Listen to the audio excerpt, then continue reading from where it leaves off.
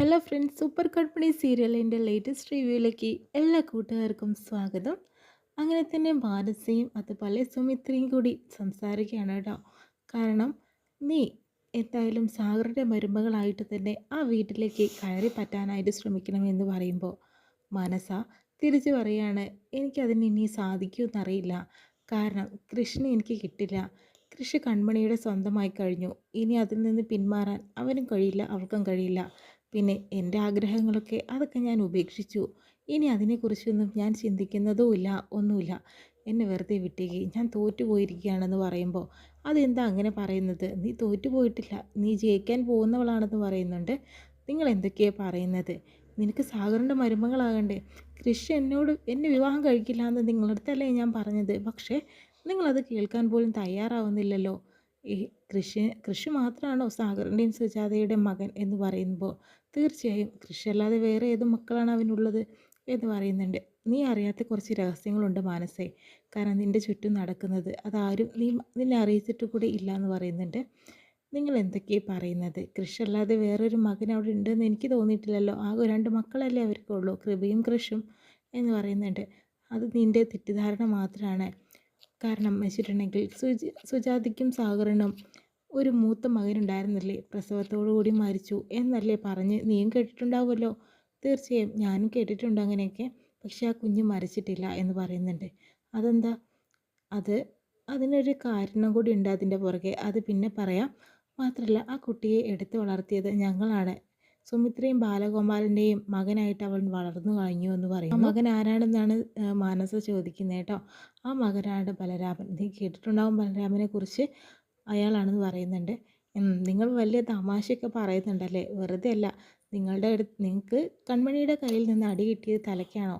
കാരണം തലയ്ക്ക് അത് അടി കിട്ടിയോടുകൂടി തന്നെ നിങ്ങൾ ബുദ്ധിക്ക് എന്തോ സംഭവിച്ചിട്ടുണ്ട്. ഇതൊന്നും ശരിയായിട്ടുള്ള കാര്യമല്ല എന്ന് പറയുന്നുണ്ട് കേട്ടോ.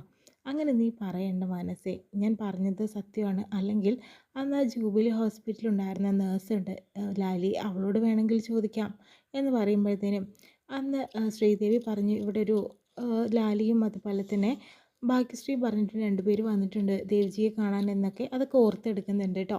അപ്പോൾ ഇവർ പറഞ്ഞ കാര്യങ്ങൾ ഏകദേശം ശരിയാണെന്നുള്ള മട്ടത്തിൽ തന്നെ കേട്ടോ മനസ്സ് നിൽക്കുന്നത്. അപ്പോൾ തന്നെ നിങ്ങൾ പറഞ്ഞത് ശരിയാണോ? തീർച്ചയായും നിനക്ക് കൃഷ്ണനോട് വലിയ ഇഷ്ടമൊന്നുമില്ല എന്ന് എനിക്ക് നല്ലപോലെ അറിയാം. അവനോടുള്ള പ്രതികാരം തീർക്കാനാണ്. അല്ലെങ്കിലും കൺമണിയെ എത്രമാത്രം സ്നേഹിക്കുന്ന കൃഷ്ണനെ പിന്നെയും നീ വേണമെന്ന് പറഞ്ഞ് നടക്കില്ലല്ലോ. അപ്പോൾ അത് ശരി, അത് നിങ്ങൾക്ക് മനസ്സിലായല്ലേ? അതാ ഞാൻ പറഞ്ഞത്, സാഗറിൻ്റെ മരുമകളായിട്ട് നിനക്ക് ആ വീട്ടിൽ കയറാം. പക്ഷേ കൃഷിൻ്റെ ഭാര്യയായിട്ടല്ല, ബലരാമൻ്റെ ഭാര്യയായിട്ട് വേണം കയറാൻ.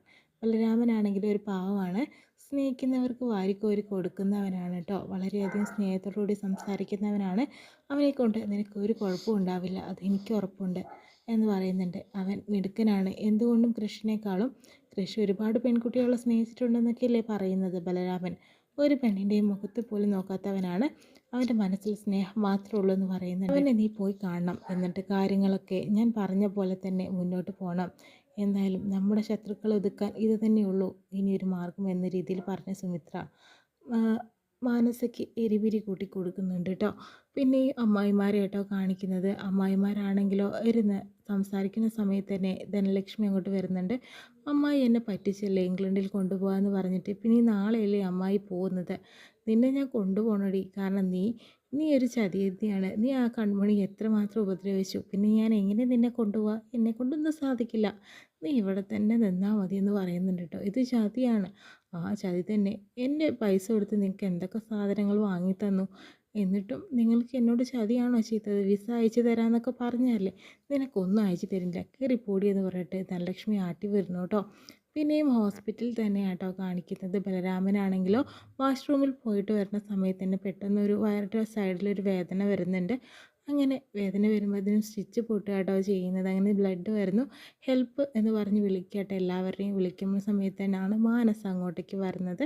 എന്നെ ഒന്ന് എഴുന്നേൽപ്പിക്കാവോ എന്ന് ബലരാമൻ ചോദിക്കുമ്പോൾ മാനസ അവനെ പിടിച്ച് എഴുന്നേൽപ്പിച്ച് ബെഡിലേക്ക് കൊണ്ടുപോയി കിടത്തുന്നു കേട്ടോ. മാനസ പിന്നെയും ചിന്തിക്കുകയാണ്, ഇതാരാണ്? നല്ല പരിചയമുണ്ടല്ലോ, ബലരാമനാണ്. ഇയാളെ ഞാൻ വേറെ എവിടെയോ കണ്ടിട്ടുണ്ടല്ലോ. ശരിയാണ്, അന്ന് മാനസ എയർപോർട്ടിൽ വെച്ചിട്ട് ബലരാമനെ ഒരു വട്ടം കണ്ടിട്ടുള്ളതാണ് കേട്ടോ. അപ്പോഴത്തേനും മനസ്സിലായി കൃഷ്ണേക്കാളും സുന്ദരനാണ്, അതുപോലെ തന്നെ കൃഷ്ണേക്കാളും മിടുക്കനാണ്, എല്ലാം കൊണ്ടും ഇവനെ തന്നെ മതി എനിക്ക് എന്നുള്ളത് മനസ്സിൽ കാണുന്നു. അതിനുശേഷം തന്നെ സോറി, നിങ്ങൾ എന്നെ ഹെൽപ്പ് ചെയ്തല്ലോ, നിങ്ങളുടെ ദേഹത്ത് ബ്ലഡ് ആയിരിക്കുന്നു എന്ന് പറയുന്നുണ്ട്.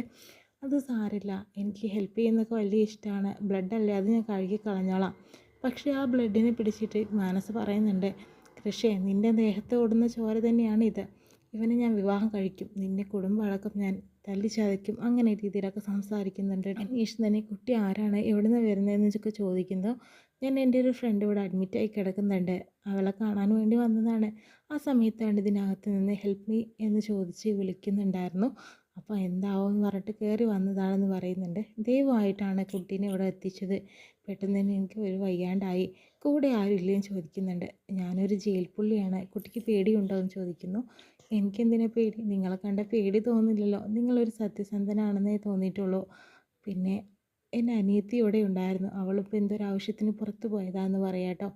ഓ അത് ശരി, എന്നെ കണ്ട പേടി തോന്നില്ലേ, എന്തിനു പേടിക്കേണ്ട ആവശ്യം, നിങ്ങളെ കണ്ട അങ്ങനെ തോന്നില്ല, നിങ്ങൾ എന്തിനാ ജയിലിൽ കിടന്നതെന്ന് എനിക്കറിയില്ല, പക്ഷെ അതെന്തോ ആയിക്കോട്ടെ, പക്ഷെ നിങ്ങളല്ല തെറ്റ് ചെയ്തത് എന്ന രീതിയിൽ തന്നെ എനിക്കിപ്പോൾ മനസ്സിലായിട്ടുണ്ട്, കണ്ടാൽ തോന്നുമല്ലോ എന്ന് പറയുന്നുണ്ട്. ഒരുപാട് നന്ദിയുണ്ടെന്ന് പറയുന്നു. പിന്നെ എൻ്റെ എന്തെങ്കിലും ഹെൽപ്പ് വേണമെങ്കിൽ പറഞ്ഞാൽ മതി, ഞാൻ നേഴ്സിനെ വിളിക്കണോ എന്ന് ചോദിക്കുന്നുണ്ട്. ഒന്നും അതിൻ്റെ ആവശ്യമൊന്നുമില്ല, ഇപ്പോൾ കുഴപ്പമില്ല, എന്നാൽ ഞാൻ അങ്ങോട്ട് പോട്ടെ സർ എന്നൊക്കെ പറയുന്നത് മര്യാദയോട് കൂടി തന്നെ മാനസ് അവിടുന്ന് പോകുന്നു. ബലരാമനാണെങ്കിലും ഇത്രയൊരു നല്ല കുട്ടിയെ കണ്ടിട്ടില്ല എന്ന മട്ടിൽ നോക്കിക്കൊണ്ട് നിൽക്കുന്നുണ്ട് കേട്ടോ. അങ്ങനെ ബലരാമൻ്റെ മനസ്സിൽ ചെറിയൊരു ഇഷ്ടത്തിൻ്റെ വിത്ത് പാകിയിടുക കേട്ടോ ചെയ്യുന്നത് മനസ്സ. അങ്ങനെ മാനസ പുറത്തിറങ്ങിപ്പോന്നു. പിന്നീട് ബാമേച്ചിയെ കാണിക്കുന്നത് അങ്ങനെ കൺമണിയോട് പറയുന്നുണ്ട്, എല്ലാവരും ഇവിടെ നിൽക്കുമ്പോൾ ഞാൻ ഇംഗ്ലണ്ടിൽ പോയി സുഖിക്കുമെന്ന് നിങ്ങൾ വിചാരിക്കുന്നുണ്ടോ? നാളെയാണ് പോകുന്നത് കൺമണി, എല്ലാവരെയും ബുദ്ധിമുട്ടിലാക്കിയിട്ട് ഞാൻ മാത്രം സുഖത്തിൽ ജീവിക്കുകയാണെന്ന് വിചാരിക്കുന്നുണ്ടാവില്ലേ നിങ്ങളൊക്കെ? അതെന്താ ചേച്ചി അങ്ങനെ പറഞ്ഞതെന്ന് ബാക്കിയുള്ള സഹോദരിമാർ പറയുന്നുണ്ട്. ചേച്ചി പോയി രക്ഷപ്പെടുമ്പോൾ ഞങ്ങൾക്കും ലാഭം തന്നെയല്ലേ, ഞങ്ങളും അല്ലേ രക്ഷപ്പെടുന്നത്, എന്നാലും ഞങ്ങളെ വിട്ടിട്ട് ഇവിടുന്ന് പോവാന്ന് പറഞ്ഞിട്ടുള്ള ജനിച്ച നാടും വീടും എല്ലാം വിട്ടിട്ട്, അതൊന്നും സാരമില്ല അമ്മായി, കാരണം അമ്മായി നല്ലൊരു കാര്യത്തിന് വേണ്ടിയിട്ടല്ലേ പോകുന്നത്, എന്തായാലും പോയിട്ട് വായോ, ഞങ്ങളെയും കൊണ്ടുപോകണം കേട്ടോ എന്ന രീതിയിലൊക്കെ പറയുന്നുണ്ട്. എന്തായാലും നല്ലതുപോലെ തന്നെ ഞാൻ നിങ്ങളെയും കൊണ്ടുപോകും.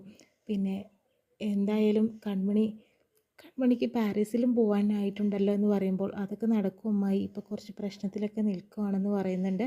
അതെന്തോ പറ്റി, അതൊക്കെയുണ്ട്, ആയിക്കഴിഞ്ഞാൽ ഞാൻ പറയാം നിങ്ങളോട് എല്ലാവരോടും എന്ന രീതിയിലൊക്കെ എല്ലാവരോടും സംസാരിക്കുന്നുണ്ട് കേട്ടോ.